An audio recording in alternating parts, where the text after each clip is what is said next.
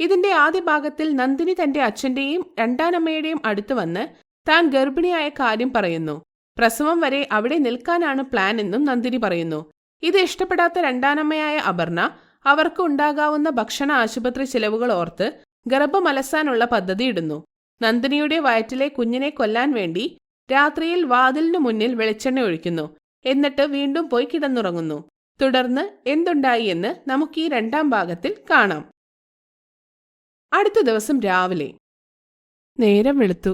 ഞാൻ ഗർഭിണിയാണെന്നറിഞ്ഞിട്ടും വീട്ടുജോലികൾ ചെയ്യേണ്ടി വരുന്നു. ഇപ്പോൾ എന്റെ അമ്മ ഉണ്ടായിരുന്നെങ്കിൽ എന്നെ ഇതുപോലെ താഴെ ഉറങ്ങാൻ സമ്മതിക്കുമായിരുന്നോ? ഇങ്ങനെ ചിന്തിച്ച ശേഷം നന്ദിനി എഴുന്നേറ്റ് വാതിൽക്കലേക്ക് നടക്കുന്നു. വാതിൽ തുറന്ന് നിലത്ത് കിടക്കുന്ന എണ്ണ ശ്രദ്ധിക്കാതെ മുൻപോട്ട് നടക്കുന്നു. എണ്ണയിൽ ചവിട്ടിയ കാൽ വഴുതി അവൾ നിലത്ത് വീഴുന്നു. അമ്മേ, അമ്മേ, വേദനയെടുക്കുന്നു. താഴെ വീണ നന്ദിനി ഇങ്ങനെ കരഞ്ഞുകൊണ്ടിരുന്നു. അവളുടെ അവസ്ഥ വളരെ മോശമായിരുന്നു. ഇത് കണ്ട അഞ്ജയ ഓടിപ്പോയി ഗ്രാമത്തിലെ ഡോക്ടറിനെ കണ്ട് അദ്ദേഹത്തെയും കൂട്ടി വരുന്നു. ഡോക്ടർ വേദന കൊണ്ട് കരയുന്ന നന്ദിനിയെ പരിശോധിച്ചിട്ട് ഇങ്ങനെ പറയുന്നു. കാല് തെറ്റി വീണതുകൊണ്ട് നന്ദിനിയുടെ ഗർഭം അലസിപ്പോയി. ഇപ്പോൾ അവൾ ഗർഭിണിയല്ല.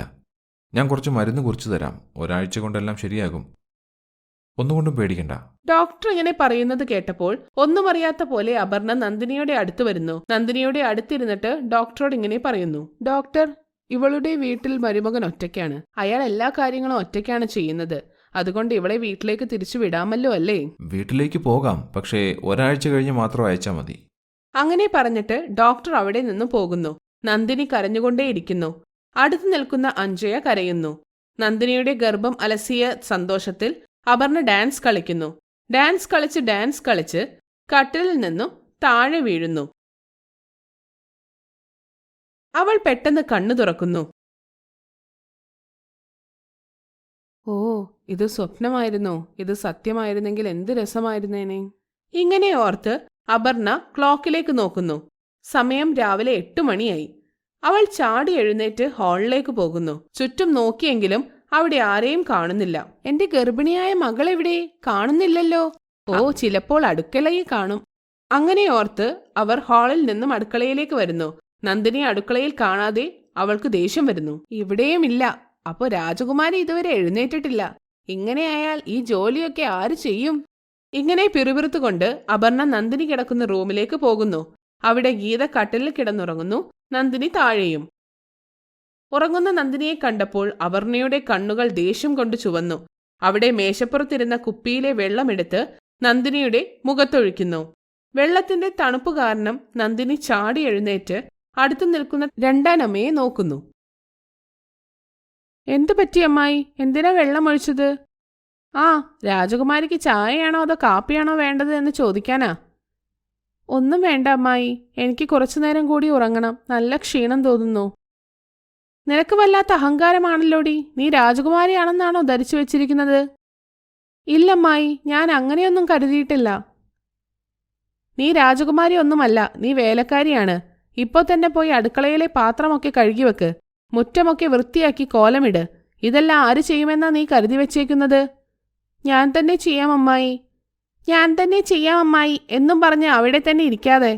അതിനു മറുപടി ഒന്നും പറയാതെ നന്ദിനി ഹാളിലേക്ക് പോകുന്നു. അവളെ കണ്ട സന്തോഷത്തിൽ അഞ്ജയ അവളോട് പറഞ്ഞു. ഇനി നീ നല്ലതുപോലെ ആരോഗ്യം നോക്കണം. ശരിയായിട്ടൊന്ന് വിശ്രമിക്കാതെ നീ ഇപ്പൊ എങ്ങോട്ടാ? സ്വന്തം ജോലി ചെയ്യുന്നതിൽ എന്താ അച്ഛാ കുഴപ്പം? അതിനു മറുപടി ഒന്നും പറയാതെ അഞ്ജയ അവിടെ നിന്ന് പോകുന്നു. നന്ദിനി മുറ്റമടിച്ച് വൃത്തിയാക്കുന്നു. വെള്ളം തളിച്ച ശേഷം മുറ്റത്ത് കോലം വരയ്ക്കുന്നു. അതിനുശേഷം അടുക്കളയിൽ വന്ന് അവിടെ ഇരുന്ന പാത്രങ്ങളെല്ലാം കഴുകിയ ശേഷം പാലും അരിയും സ്റ്റൗവിൽ വെക്കുന്നു. വീടിനുൾവശവും എല്ലാം തൂത്ത് വൃത്തിയാക്കുന്നു. ഈ സമയം രണ്ടാനമ്മ സോഫയിലിരുന്ന് TV കാണുകയാണ്. അപ്പോഴാണ് ഗീത ഉറക്കം തെളിഞ്ഞ് ഹാളിലേക്ക് വരുന്നത്. അവളെ കണ്ടതും അപർണ നന്ദിനിയോട് പറഞ്ഞു. രാത്രി മുഴുവൻ പഠിച്ചു മടുത്തു എന്റെ മോള്. എടി നന്ദിനി, ഈ വീടിന്റെ രാജകുമാരി എഴുന്നേറ്റു. നീ അവൾക്ക് വേണ്ടി ഒരു കാപ്പി കൊണ്ടുവാ. പച്ചക്കറികൾ അരിഞ്ഞുകൊണ്ടിരുന്ന നന്ദിനി അത് കേട്ട് ഒരു ഫസ്റ്റ് ക്ലാസ് കാപ്പിയിട്ടു ചൂടോടെ ഗീതയ്ക്ക് കൊണ്ടുപോയി കൊടുക്കുന്നു. ഗീത കാപ്പി കുടിച്ചു നോക്കി. നല്ല സ്വാദുള്ള കാപ്പിയായിരുന്നു. പക്ഷെ പുകഴ്ത്തിയാൽ തങ്ങളുടെ വില പോകുമോ എന്ന് ഭയന്ന് ഗീത ആ ചൂടുള്ള കാപ്പി നന്ദിനിയുടെ മുഖത്തേക്ക് ഒഴിക്കുന്നു. നന്ദിനി വേദന കൊണ്ട് നിലവിളിക്കുന്നു. അവളുടെ ശബ്ദം പുറത്തു വരാതിരിക്കാൻ അപർണ അവളുടെ വാ പൊത്തിപ്പിടിക്കുന്നു. ചൂട് കാപ്പി മുഖത്ത് വീണതുകൊണ്ട് അവളുടെ മുഖം ചുവന്നു വന്നു. കുറച്ചു കഴിഞ്ഞ് അപർണ വാ പൊത്തിപ്പിടിച്ച കൈ മാറ്റുന്നു. എന്താ അമ്മായി, ആരെങ്കിലും ചൂടുള്ള കാപ്പി മുഖത്തൊഴിക്കുമോ? നിങ്ങൾ മനുഷ്യര് തന്നെയല്ലേ? ഇങ്ങനെ അവൾ ദേഷ്യത്തിൽ പറയുന്നു. അത് കേട്ട് അപർണയ്ക്കും ദേഷ്യം വരുന്നു. ഓ, നിന്റെ ശബ്ദം പൊങ്ങി തുടങ്ങിയല്ലോ. നീ ഉണ്ടാക്കിയ കാപ്പി നിന്റെ മുഖം പോലെ തന്നെയാ. ഇതിലെന്താ ഇത്ര ഒച്ച വെക്കാൻ? അതുപോലെ ഞങ്ങളെ കണ്ടാൽ നിനക്ക് മനുഷ്യരായിട്ട് തോന്നുന്നില്ലേ? ഇത് പറഞ്ഞ ദേഷ്യത്തിൽ അപർണ നന്ദിനിയുടെ മുഖത്തടിക്കുന്നു. അവിടെ നിന്നും കരഞ്ഞുകൊണ്ട് നന്ദിനി തന്റെ ബെഡിൽ പോയി കിടക്കുന്നു. രാത്രി 10 മണിയായി. കട്ടിൽ കിടന്ന് അപർണയ്ക്ക് ഉറക്കം വരാതെ അവർ അങ്ങോട്ടും ഇങ്ങോട്ടും നടക്കുന്നു. ഈ നന്ദിനി ഇവിടെ നിന്ന് എങ്ങനെ പറഞ്ഞുവിടും? ഇവൾ ഇനി ഇവിടെ നിന്നാൽ അവളോടുള്ള സ്നേഹത്തിൽ എന്റെ കെട്ടിയോൻ എന്തു വേണേലും ചെയ്യും. അതുമല്ല, അവൾക്ക് വേണ്ടി എന്നെ വാക്ക് ധിക്കരിക്കുകയും ചെയ്യും. അപ്പോൾ എന്റെ മോൾ ഗീതയുടെ അവസ്ഥ എന്താകും? ഒരു ചില്ലി കാശ് പോലും കയ്യിലില്ലാത്തതുകൊണ്ട് അവൾ തെണ്ടി ജീവിക്കേണ്ടി വരും. അങ്ങനെ പറഞ്ഞുകൊണ്ട് അപർണ അത് മനസ്സിൽ കാണുന്നു. ഗീത ചെളി പിടിച്ച് കീറിയ ഡ്രസ്സും ഇട്ട് ഒരു പൊട്ടിയ പാത്രവും പിടിച്ച് യാചിക്കുന്നത് അപർണ മനസ്സിൽ കണ്ടു. ചേട്ടാ, ചേച്ചി, 1 രൂപ ഭിക്ഷ തരാമോ?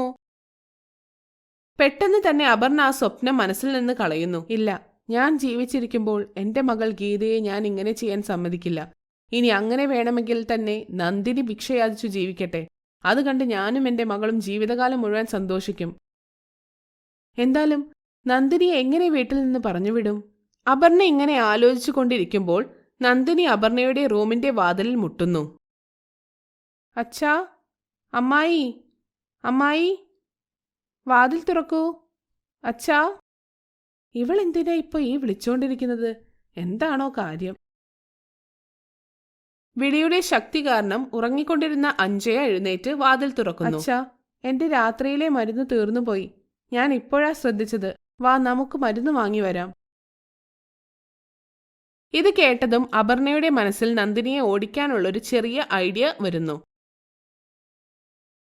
ഈ ചാൻസ് വെറുതെ കളയരുത് എന്ന് അപർണ തീരുമാനിക്കുന്നു. ശരി മോളെ, വാ പോകാം. വല്ലാതെ രാത്രിയായല്ലോ.